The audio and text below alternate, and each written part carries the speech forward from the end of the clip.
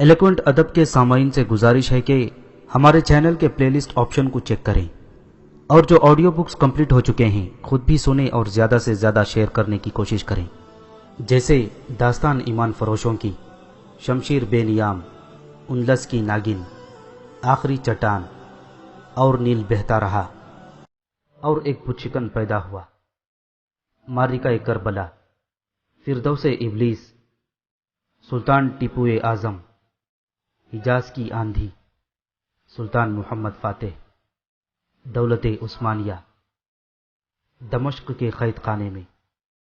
اور ضروری اپڈیٹس کے لیے ہمیں فیس بک اور ٹویٹر پر فالو کریں۔ جزاک اللہ۔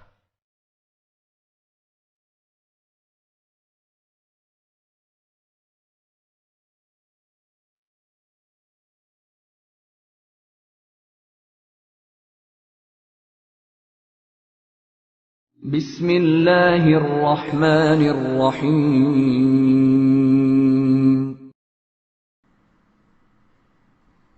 ستارہ جو ٹوٹ گیا۔ تاریخ اسلام کے کمسن جرنیل اور ہندوستان کے فاتح محمد بن قاسم کی ولولہ انگیز داستان۔ عنایت اللہ التمش۔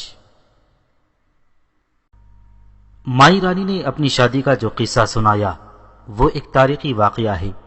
اس کی تفصیلات تاریخ معصومی اور چچنامہ میں ملتی ہیں۔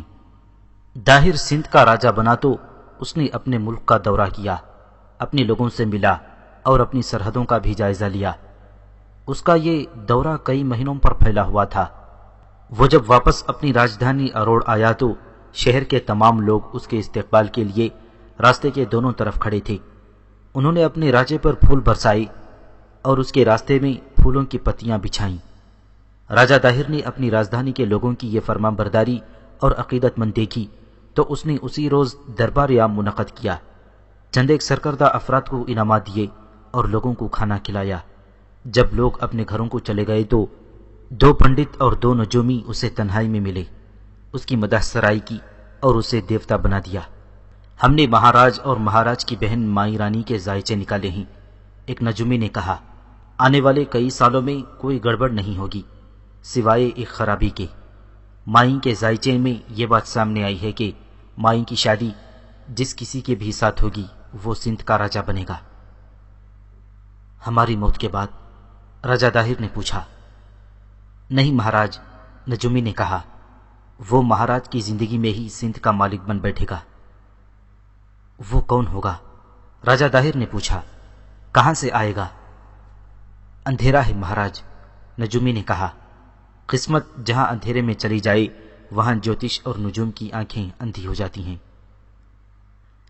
یہ نظر آتا ہے کہ مائی کا خاوند کہیں باہر سے نہیں آئے گا اور مائی یہیں رہے گی، دوسرے نجومی نے کہا۔ کہیں ایسا تو نہیں کہ جو ہماری بہن کا خاوند ہو وہ ہمیں قتل کر دے گا؟ راجہ داہر نے پوچھا۔ بات صاف نہیں ہے مہاراج، نجومی نے کہا۔ یہ بالکل صاف ہے کہ مائی رانی کی شادی جس کے ساتھ بھی ہوئی وہ سندھ کا راجہ ہوگا۔ ہم نے اپنا فرض سمجھا کہ مہاراج کو آنے والے وقت کے خطروں سے آگاہ کر دیں، بڑے پنڈت نے کہا۔ مہاراج کچھ بندوبست کر لیں۔ راجہ داہر نے نجومیوں اور پنڈتوں سے یہ اگلوانے کی بہت کوشش کی کہ اس کی بہن کی شادی کے بعد اس کا انجام کیا ہوگا، لیکن نجومی اور پنڈت اس سے زیادہ کچھ بھی نہیں بتا سکے جو وہ بتا چکے تھے۔ وہ پریشان ہو گیا۔ ہندو نجومیوں اور پنڈتوں کی پیشن گوئیوں کو 100% سچ مانا کرتے تھے۔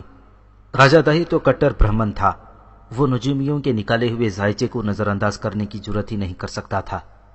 نجومی اور پنڈت چلے گئے اور راجہ داہر کا سکون بھی ان کے ساتھ ہی چلا گیا۔ رات کو جب اس نے محسوس کیا کہ اسے نیند نہیں آئے گی تو اس نے اپنے وزیر کو بلایا۔ اس وزیر کا نام بدھیمن تھا۔ تاریخوں میں لکھا ہے کہ راجہ داہر کو بدھیمن کی عقل و دانش پر مکمل بھروسہ تھا۔ بدھیمن اس کے پاس آیا تو اس نے بدھیمن کو نجومیوں کا نکالا ہوا زائچہ سنایا۔ سوچو اور بتاؤ میں کیا کروں؟ راجہ داہر نے اسے کہا۔ میری بہن کی شادی ہونے والی ہے، کیا میں خود ہی اپنا اتنا بڑا ملک اپنے بہنوئی کے حوالے کر دوں؟ اس سے یہ ہوگا کہ میں زندہ رہوں گا، پھر میں کیا کروں گا؟ مہاراج، وزیر بدھیمن نے کہا، راجا کا اپنی رعایا سے، اپنی فوج سے اور اپنے ملک سے جدا ہو جانا اچھا نہیں ہوتا۔ 5 چیزیں ایسی ہیں جو 5 چیزوں سے جدا ہو جائیں تو ان کی کوئی قدر و قیمت نہیں ہوتی۔ بادشاہ تخت سے، وزیر وزارت سے، پیر اپنے مرید سے، دانت منہ سے، بچہ ماں کی چھاتیوں سے۔ خود غور کرے مہاراج، میں کیسے مشورہ دے دوں کہ آپ تخت سے دستبردار ہو جائیں؟ میں پوچھ رہا ہوں میں کیا کروں؟ راجہ داہر نے پوچھا۔ مہاراج وہ کریں جو آج تک کسی نے نہیں کیا، بدھیمن نے کہا۔ اپنی بہن کے ساتھ خود شادی کر لیں اور اسے رانی بنا لیں، لیکن رشتہ خاوند اور بیوی کا ہوتے ہوئے بہن کو بہن سمجھیں، بیوی نہ سمجھیں، ورنہ یہ بڑا پاپ ہوگا۔ اس شادی سے فائدہ یہ ہوگا کہ مہاراج کا کوئی بہنوئی نہیں ہوگا، بہنوئی نہیں ہوگا تو تخت و تاج کو کوئی خطرہ نہیں ہوگا۔ میرے دانشمند وزیر، راجہ داہر نے کہا، تمہارا مشورہ بہت قیمتی ہے، اس کی سوا کوئی اور علاج بھی نہیں، لیکن لوگ بدنام کریں گے، طرح طرح کی باتیں بنائیں گے۔ مہاراج، بدھیمن نے کہا، تھوڑے عرصے کا واقعہ ہے۔ ایک آدمی نے ایک بھیڑ کی پشم میں مٹی اور کھاد ڈالی اور اوپر سے تھوڑا سا پانی چھڑک کر اس میں رائی ڈال دی۔ اس پر وہ پانی چھڑکتا رہا۔ کچھ دنوں بعد رائی پھوٹ آئی۔ بھیڑ کا مالک بھیڑ کو بازاروں میں لے جانے لگا۔ میں نے بھی یہ بھیڑ دیکھی تھی۔ بھیڑ کو دیکھنے والوں کا ہجوم اکٹھا ہو گیا۔ پھر یوں ہوا مہاراج، 8 دن بھیڑ کو دیکھ دیکھ کر لوگوں کی دلچسپی کم ہو گئی اور دیکھنے والوں کا ہجوم ختم ہو گیا۔ تھوڑے دن اور گزرے تو لوگوں نے بھیڑ کی طرف دیکھنا ہی چھوڑ دیا۔ بھیڑ ان کے سامنے سے گزر جاتی تھی تو کوئی اسے دیکھتا ہی نہیں تھا۔ مہاراج کو یہ سمجھانا چاہتا ہوں کہ لوگ کچھ دن باتیں کریں گے پھر چپ ہو جائیں گے، اور مہاراج یہ بھی سوچیں کہ کس کی ہمت ہے جو آپ کے سامنے آ کر بات کرے گا۔ راجہ داہر نے اپنے وزیر کے مشورے کو قبول کر لیا۔ اس کے دماغ پر تخت و تاج سوار تھا۔ اس نے اپنے وزیر بدھیمن سے کہا کہ بادشاہ اور راجہ کے اعمال رواج کی صورت اختیار کر لیتے ہیں اور قانون بھی بن جایا کرتے ہیں۔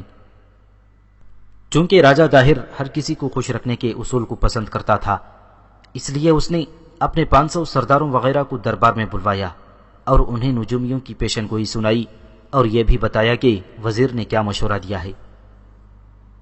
نہیں مہاراج، ایک آواز سنائی دی۔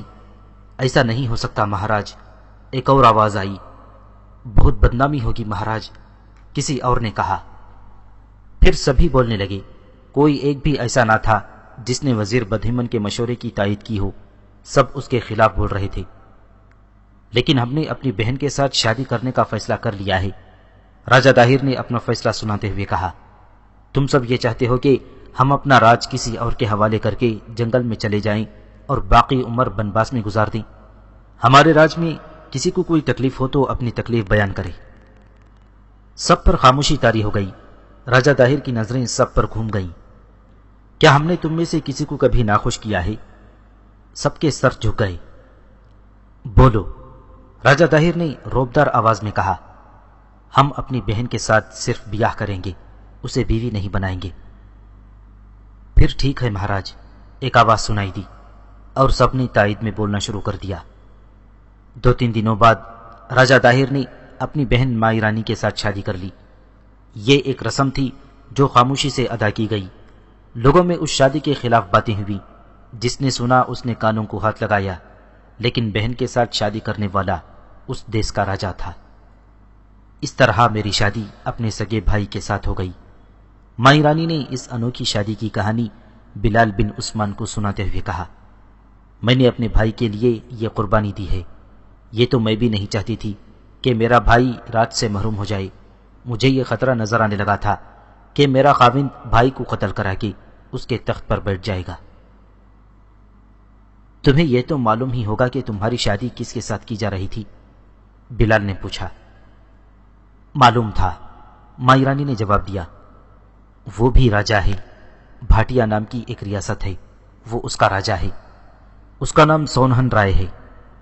میں برہمن آباد میں اپنے بھائی دہر سینا کے پاس تھی، اس نے مجھے اس بھائی راجہ داہر کے پاس بھیجا تھا۔ اس نے پیغام یہ بھیجا تھا کہ میری شادی فوراً بھاٹیا کے راجہ سنوہن رائے کے ساتھ کر دی جائے۔ بھائی دہر سینا نے میرے ساتھ میرا جہیز بھی بھیجا تھا، جس میں 700 گھوڑے اور 500 ٹھاکر تھے، اور ایک قلعہ بھی جہیز میں دیا جا رہا تھا۔ مورخ لکھتے ہیں کہ راجہ داہر کے بھائی دہر سینا کو پتا چلا کہ داہر نے مائی کے ساتھ شادی کر لی ہے تو وہ آگ بگولا ہو گیا۔ اس نے داہر کو لکھا کہ وہ مائی رانی کو راجہ سوہن رائے کے حوالے کر دے۔ داہر نے جواب دیا کہ اس نے کس خطرے کے تحت اپنی بہن سے شادی کی ہے۔ اس نے یہ بھی لکھا کہ بہن کو اس نے بہن ہی رکھا ہے، اسے عملاً بیوی نہیں بنایا۔ دہر سینا کا غصہ ٹھنڈا نہ ہوا، اس نے فوج ساتھ لی اور راجہ داہر کی راجدھانی کو آ کر محاصرے میں لے لیا۔ راجہ داہر کے پاس زیادہ فوج تھی، اس نے اپنی فوج کو حکم دیا کہ محاصرہ توڑا جائے۔ اس حکم پر فوج باہر نکل آئی۔ دہر سینا نے دیکھا کہ اس کی فوج داہر کی فوج کا مقابلہ کرنے کے قابل نہیں، تو اس نے راجہ داہر کو پیغام بھیجا کہ وہ قلعے سے باہر آ کر اس کی بات سنے۔ راجہ داہر نے دہر سینا کو یہ پیغام بھیجا کہ تم میرے بھائی ہو، تم خود قلعے میں کیوں نہیں آ جاتے؟ اس پیغام پر دہر سینا ہاتھی پر سوار ہو کر قلعے میں آ گیا اور راجہ داہر سے کہا کہ وہ اس کے ساتھ باہر چلے۔ راجہ داہر اسی ہاتھی پر سوار ہو گیا۔ عہدے میں آگے دہر سینا آگے کو منہ کیے بیٹھا تھا، داہر پیچھے بیٹھ گیا۔ اس کا وزیر بدھیمن ساتھ ساتھ گھوڑے پر جا رہا تھا۔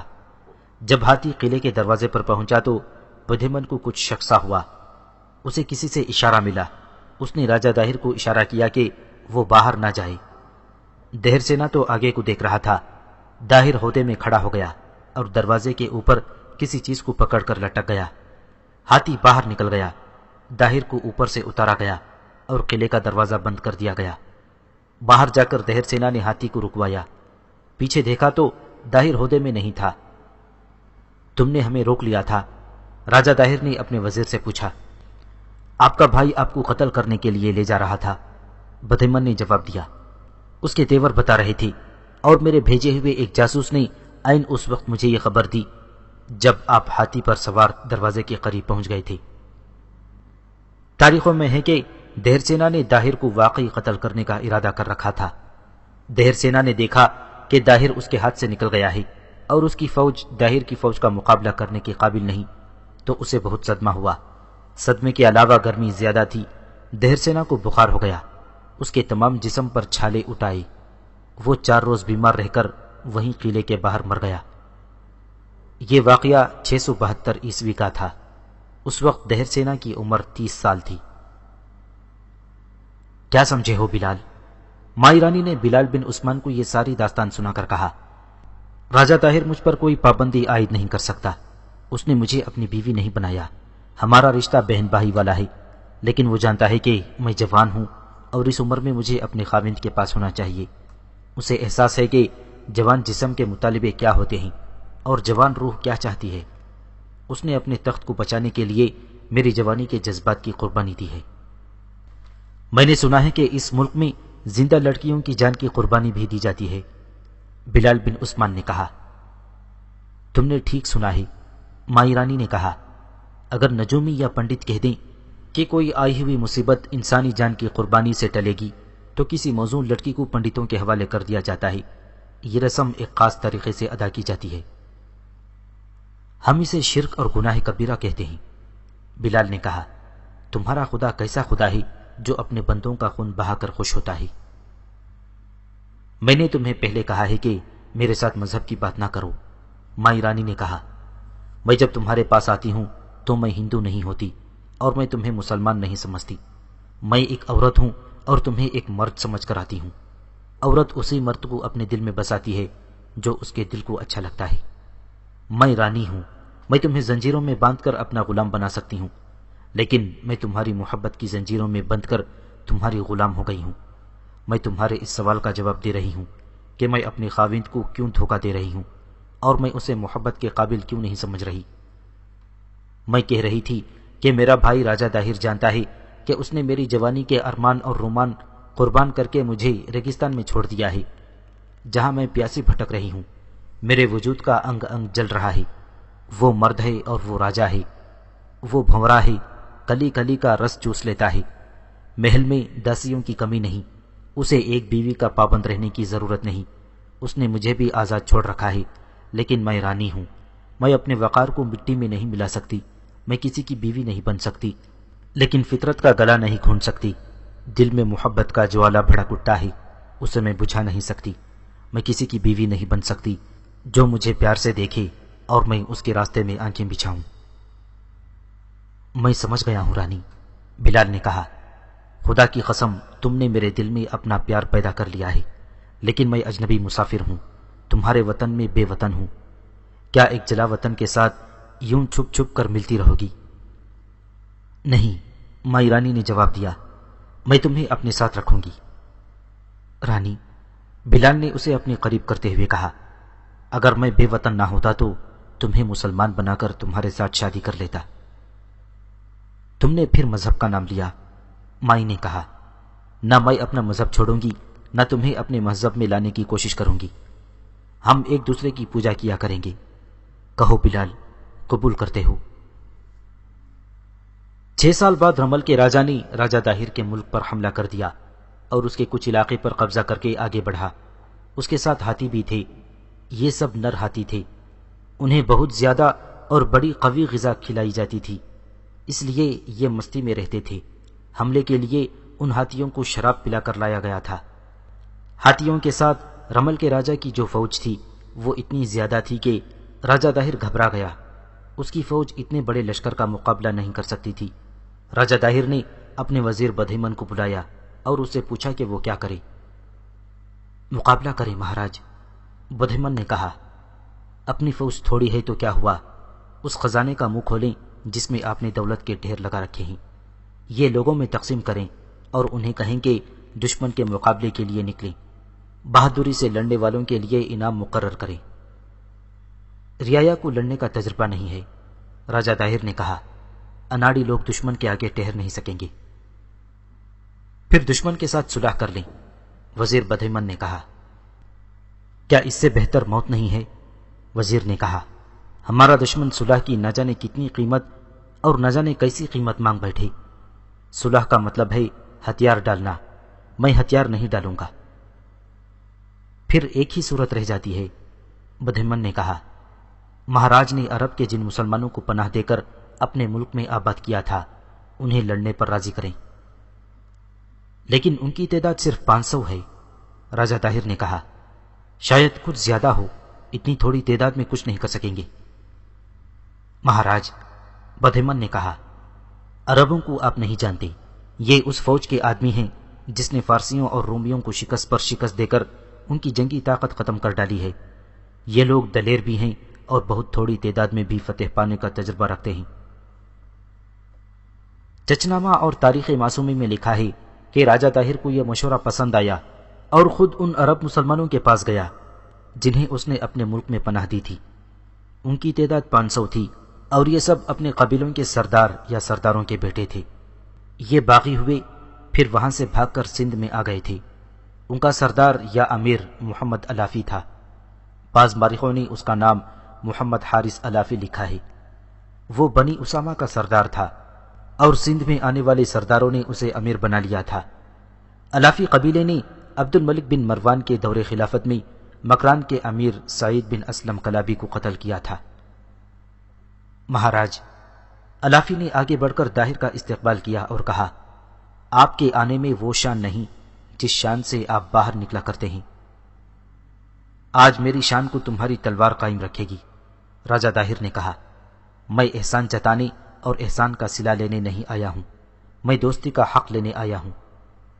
علافی نے اسے بٹھایا اور 3-4 سرکردہ آدمیوں کو بھی بلوا لیا۔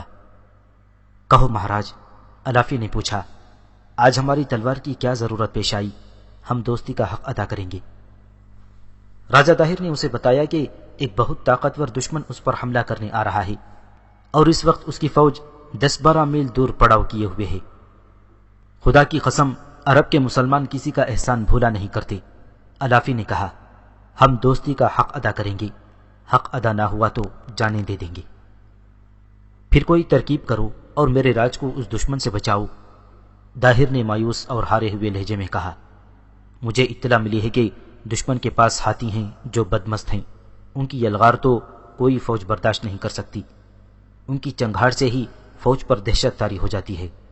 کیا آپ لوگ ان ہاتھیوں سے مقابلے کی کوئی ترکیب سوچ سکتے ہیں؟ اے سندھ کے راجا، ایک بوڑھے عرب سردار نے کہا، آج سے 40 سال پہلے کے دن یاد کر، تو اس وقت چھوٹا ہوگا۔ فارس کے آتش پرستوں نے ہمارے ہاتھوں کھائی ہوئی شکستوں سے تنگ آ کر قادسیہ کے میدانوں میں ہم سے فیصلہ کن جنگ لڑنے کے لیے اتنی فوج اتاری تھی جو شاید اس سے پہلے کسی لڑائی میں نہیں اتری تھی۔ آتش پرست ہاتھی لائے تھے۔ ہمارے لیے ہاتھی بالکل نئی اور بہت ہی خوفناک چیز تھی۔ میں اس وقت جوان تھا اور میں اس میدان میں لڑا تھا۔ اے سندھ کے راجا، تو شاید جانتا ہوگا کہ شاہ فارس کو یہ ہاتھی اس وقت کے سندھ کے راجا نے دیے تھے۔ یہ ہندوستان کے جنگی ہاتھی تھے۔ 40 سال گزر گئے ہیں، لیکن ان ہاتھیوں کی چنگھاڑیں مجھے آج بھی سنائی دے رہی ہیں۔ ان ہاتھیوں نے ہماری فوج کو بہت نقصان پہنچایا تھا، لیکن ہم نے ہاتھیوں کی سونڈیں کاٹ ڈالی تھیں۔ کیا یہ کام آسان تھا؟ نہیں میرے بزرگ، راجہ طاہر نے کہا، یہ کام آسان نہیں تھا۔ میں اس وقت چھوٹا تھا۔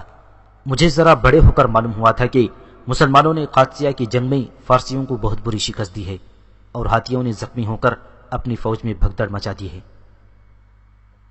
جنگ قادسیہ 635 عیسوی 14 ہجری میں لڑی گئی تھی۔ اس وقت شاہ فارس یزدگرد تھا۔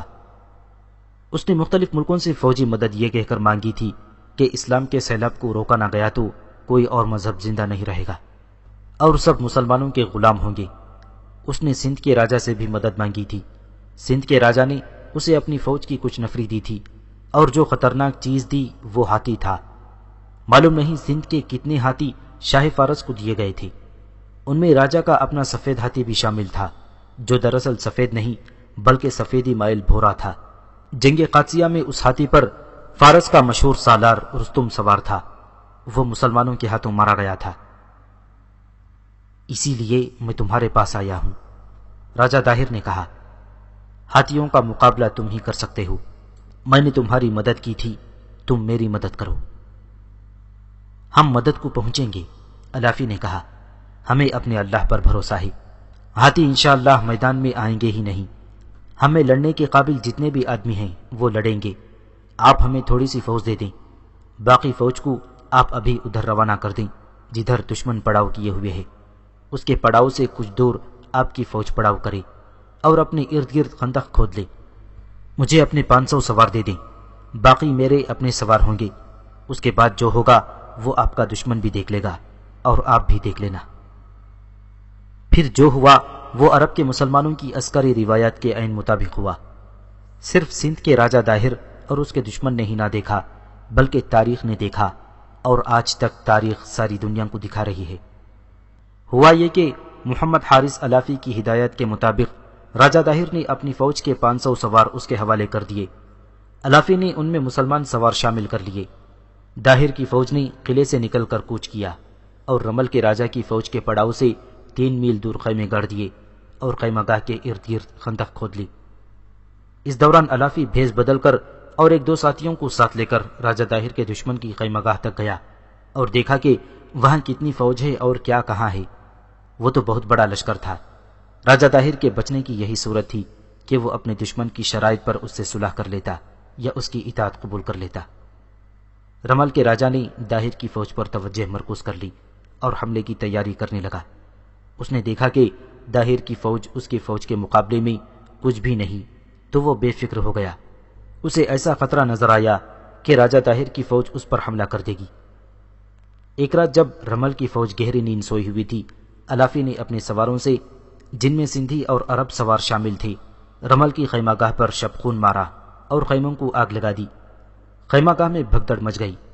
دشمن کی فوج سوائے بھاگ نکلنے کے کچھ بھی نہیں کر سکتی تھی، لیکن الافی کا شبخون اتنا شدید اور تیز تھا کہ رمل کی فوج کے لیے بھاگنا بھی محال ہو گیا۔ ہزاروں سپاہی مارے گئے اور جنگی قیدی بھی ہوئے اور 50 ہاتھی بھی پکڑ لیے گئے۔ رمل کے راجہ کی تو کمر ہی ٹوٹ گئی۔ راجہ طاہر نے عرب کے ان پناہ گزین مسلمانوں کو جو انعامات دیے، ان کے علاوہ انہیں مکران کی سرحد پر خاصا وسیع علاقہ دے دیا جہاں یہ عرب آباد ہوئے۔ اس وقت تک بلال بن عثمان اور اس کے 4 ساتھی محل کے خاص استبل کی ملازمت میں 5 سال گزار چکے تھے۔ مائرانی کی نظر کرم بلال پر ضرورت سے بھی زیادہ تھی۔ وہ رسمی طور پر اپنے سگے بھائی کی بیوی تھی، لیکن اس کے درپردہ مراسم بلال کے ساتھ تھے۔ وہ جب شکار کے لیے جاتی تھی تو ان 5 عربوں کو ساتھ لے جاتی تھی۔ پھر وقت گزرتا گیا اور طاہر کے راجہ کی سرحدیں پھیلتی چلی گئیں۔ پھیلتے پھیلتے سرحدیں ملتان تک جا پہنچی۔ سیستان اور کچھ علاقہ مکران کا بھی اس کی سرحدوں میں آ گیا، اور جنوب میں مالوا اور گجرات کاٹھیا واڑ کے علاقے بھی راجہ داہر کے زیر نگیں ہو گئے۔ مائی رانی بڑھاپے میں داخل ہو گئی۔ بلال بن عثمان بھی بوڑھا ہونے لگا تھا۔ وہ ایک دوسرے کو دیکھ کر جیتے تھے۔ راجہ داہر کی حکمرانی تو وسیع ہو گئی، لیکن اس کا ذہن تنگ ہو گیا۔ اس نے رعایا پر ظلم و تشدد شروع کر دیا۔ اس وقت داہر کے ملک میں بدھ مت کے پیروکار زیادہ تھے۔ داہر خود برہمن تھا، بدھ مت کے پیروکار جاٹ تھے، ان کی الگ تھلگ قوم تھی۔ داہر نے ان بدھوں کا جینا حرام کر دیا، ان کی عبادت گاہوں کی بے حرمتی کرنے لگا۔ عرب کی اسلامی حکومت کے ساتھ بھی اس نے دشمنی پیدا کر لی تھی۔ جب حجاج بن یوسف عراق کا حاکم تھا، اس وقت راجہ داہر کی مجرمانہ اور معاندانہ کارروائیاں تیز ہو گئی تھیں۔ عرب سے جو باغی ادھر آتے تھے، داہر انہیں اپنے ہاں پناہ دیتا اور انہیں اسلامی حکومت کے خلاف بھڑکاتا رہتا تھا۔ حجاج بن یوسف کے دل میں انتقام کی آگ بھڑک رہی تھی۔ حجاج آدھی سلطنت کا حاکم تھا اور وہ ظالمانہ حد تک سخت گیر تھا۔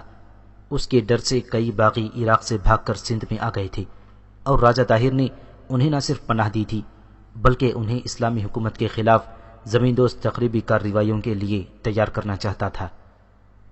یہ وہ وقت تھا جب حجاج بن یوسف کا بھتیجا محمد بن قاسم فارس کا حاکم یعنی گورنر تھا، اور اس کا دارالسلطنت شیراز تھا۔ اس کی عمر 17 سال تھی، لیکن ذہنی لحاظ سے، فہم و فراست اور تدبر کے لحاظ سے وہ تجربے کار اور منجھے ہوئے ادھیڑ عمر آدمی سے زیادہ ذہین تھا۔ یہ ماں کی اور حجاج کی تعلیم و تربیت کا کرشمہ تھا۔ عسکری لحاظ سے وہ منجھا ہوا سپہ سالار تھا۔ فارس کے کرد باغی جنگجو تھے۔ فارس کا شہنشاہ بھی ان کی باغیانہ سرگرمیوں کے آگے بے بس ہو گیا تھا۔ محمد بن قاسم نے فن حرب و ضرب کی مہارت اور تدبر سے کردوں کو ایسی لگام ڈالی کہ کرد اس کے اشارے پر ناچنے لگے تھے۔ اس سے پہلے محمد بن قاسم نے فارس کے ان علاقوں کو فتح کر لیا تھا جو ابھی سلطنت اسلامیہ میں شامل نہیں ہوئے تھے۔ اس وقت شیراز کو کوئی اہمیت حاصل نہیں تھی، یہ معمولی سی ایک چھاونی تھی۔ محمد بن قاسم نے تھوڑے سے عرصے میں کچھ علاقے فتح کیے، پھر کردوں کے بے حد خطرناک فتنے کو ختم کر دیا اور شیراز کو دارالسلطنت قرار دے کر اسے شہر بنانا شروع کر دیا۔ آج کے شیراز کی بنیاد محمد بن قاسم نے رکھی تھی، اور اپنی زندگی میں ہی اسے ایک بڑا اور ہر لحاظ سے اہم شہر بنا دیا تھا۔ اس یتیم اور کمسن مجاہد نے ابھی نقطۂ عروج تک پہنچنا تھا۔ اس کا بڑا ہی سخت امتحان ابھی باقی تھا۔ عروج کی پہلی سیڑھی پر اس کا قدم اس وقت کے خلیفہ ولید بن عبد الملک نے اس روز رکھا تھا جس روز محمد بن قاسم نے سالانہ کھیلوں کے مقابلے میں خلیفہ کے بھائی سلیمان بن عبد الملک کو شکست دی تھی۔ سلیمان کو توقع تھی کہ اس کا بھائی خلیفہ ہے اور وہ اس کی عزت بچا لے گا اور اس پر محمد بن قاسم کی فتح کو محض کھیل قرار دے گا، لیکن خلیفہ نے محمد بن قاسم کی جیت میں اس کے ڈھکے چھپے جوہر دیکھ لیے تھے۔ اسی روز خلیفہ نے محمد بن قاسم کو اپنے پاس بلایا اور اس کے ساتھ باتیں کی۔ خلیفہ یہ دیکھ کر حیران رہ گیا کہ یہ لڑکا غیر معمولی صلاحیتوں کا مالک ہے۔ وہ اسی عمر میں سپہ سالاری کی سطح کے امور کو سمجھتا ہے اور ان کا تجزیہ کر سکتا ہے۔ ابن یوسف، خلیفہ نے حجاج بن یوسف سے کہا، خدا کی قسم یہ بڑا عظیم سالار بنے گا اور آنے والی نسلیں اس کے نقش و قدم پر چلیں گی۔ اس جیسے انسان اپنی قوم کے لیے خدا کا بہت بڑا انعام ہوا کرتے ہیں۔ اسے لے جاؤ یوسف کے بیٹے، اسے سالاری کے عہدے پر رکھو۔ مورخوں نے اس دور کے واقعی نگاروں کے حوالے سے لکھا ہے کہ محمد بن قاسم کا رنگ گلابی سا تھا، آنکھیں بڑی تھیں اور اس میں جو چمک تھی وہ دوسروں کو مسحور کر لیتی تھی۔ پیشانی چوڑی تھی، بازو سڈول اور لمبے تھے، جسم بھرا بھرا رہتا اور آواز بھاری تھی، جس میں روب اور جلال تھا، لیکن زبان شیریں تھی، چہرہ کھلا رہتا اور ہونٹوں پر تبسم رہتا۔ محمد بن قاسم بصرہ آیا ہوا تھا جہاں اس کا چچا حجاج حاکم تھا۔ حجاج نے کہا، مرنے سے پہلے میں اپنی ایک خواہش پورا کرنا چاہتا ہوں۔ کیسی خواہش چچا جان؟ محمد بن قاسم نے پوچھا۔ یہ ان خواہشوں میں سے ہے جو عزم بن جایا کرتی ہے، حجاج نے کہا۔ میں سندھ کی راجدھانی کی اینٹ سے اینٹ بجا کر اس ملک کو خلافت اسلامیہ کی زیر نگی لانا چاہتا ہوں۔ مجھے یوں نظر آ رہا ہے جیسے میرا یہ عزم تم پورا کرو گے؟ امیر المؤمنین کے حکم کی ضرورت ہے، محمد بن قاسم نے کہا۔ حکم لے دیں، میں آپ کا یہ عزم انشاءاللہ پورا کر دوں گا۔ یہی ایک رکاوٹ ہے، حجاج بن یوسف نے کہا۔ امیر المؤمنین ابھی اجازت نہیں دے رہا۔ میں اس کوشش میں ہوں کہ مجھے کوئی ایسا جواز مل جائے کہ میں امیر المؤمنین کو مجبور کر دوں کہ سندھ پر حملے کی اجازت دے دے۔ سندھ بلکہ ملک ہندوستان سے اسلام کے خلاف بہت بڑا فتنہ اٹھ رہا ہے۔ تمہارے اتالیق نے تمہیں بتایا ہوگا کہ جنگ قادسیہ میں سندھ کے راجا نے فارسیوں کو اپنی فوج بھی دی تھی اور ہاتھی بھی دیے تھے۔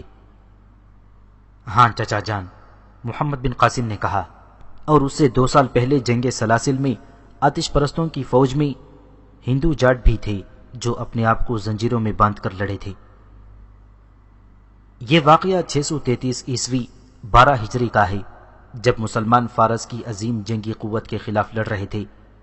قارئین نے شمشیر بے نیام میں پڑھا ہوگا کہ ایک میدان جنگ میں خالد بن ولید رضی اللہ تعالیٰ عنہ سپہ سالار تھے اور ان کے مقابل فارسیوں کا مشہور جنرل ہرمز تھا۔ اس کی جارحانہ قیادت کی دہشت تمام عرب ممالک پر اور ہندوستان پر بھی طاری تھی۔